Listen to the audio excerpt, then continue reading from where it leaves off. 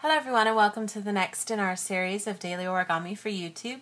Today we're going to kind of continue the theme we started yesterday with making sort of containers that might be useful during the holiday season here of Halloween when you need lots of places to put all your candy. So we're going to make kind of a special candy pot, and the beginning of it might seem very familiar. We're just going to kind of play around with a kind of traditional model and kind of pop out some of the sides to create a four-pocketed little container. So I'm going to be using a regular size piece of origami paper, 15 by 15 centimeters.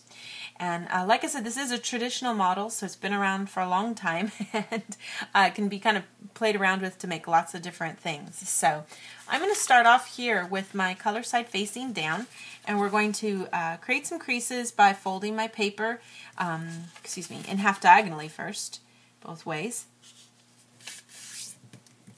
We're going to be making what's called a blintz base, or we call it a zabuton base. We'll get all these diagonal creases in here first, and then we're just going to take each of these corners and fold them into the center.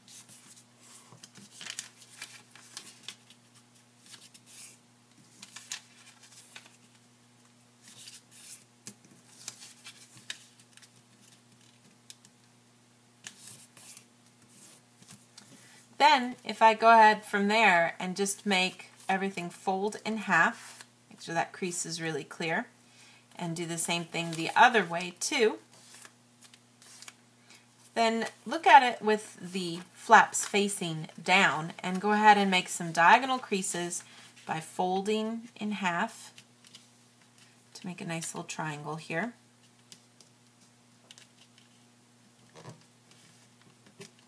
Just be careful, you don't want to snag on any of these edges and cause everything to kind of break. So take your time with these creases.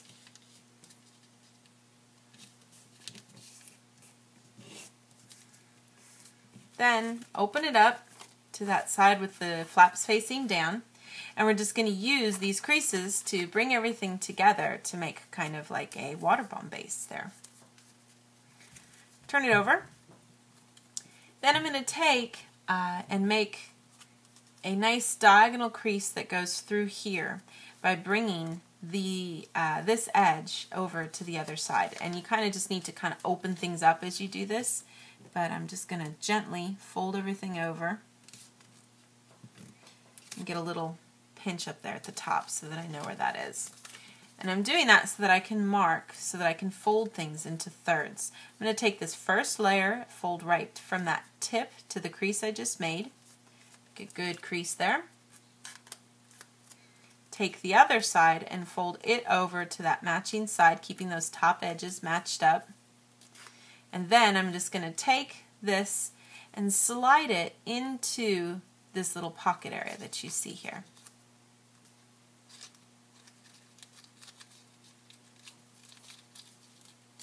Try to get that in there as good as you can.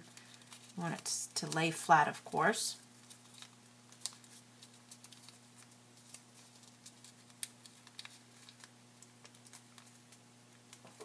Adjust it if you need to so that it lays flat. And then I could take this top flap here, fold it down, and then we're going to just do the same steps that we just did here on the other side. Now you don't need to bother making that diagonal crease because you can mimic where the edge is here when you fold over. You'll be following the creases on both sides to help you make sure you get it in the right spot. So we'll get that over there like this, and get this side folded over as well. And then just get that tucked inside.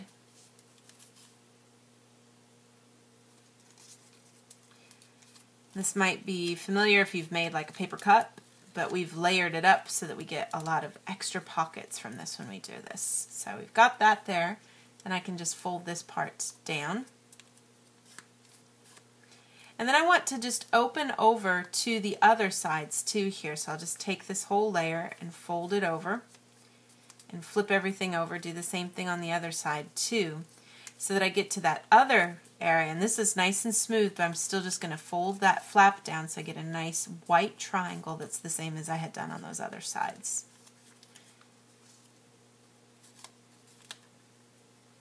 And you should see you've got this nice little star shape here now with a really strong base at the bottom. And all I'm going to do is just pop open these little sides, and I do that for all 4, just getting those sides popped out. And you should get the nice middle part that's like that little crisscross, but these nice pocketed sides that give this really nice container to carry things in. And you can put all sorts of goodies in there. And you can imagine if you made this from the underside, you can kind of see how cool that looks. So you could put this, make this super size, fill it up with lots of goodies.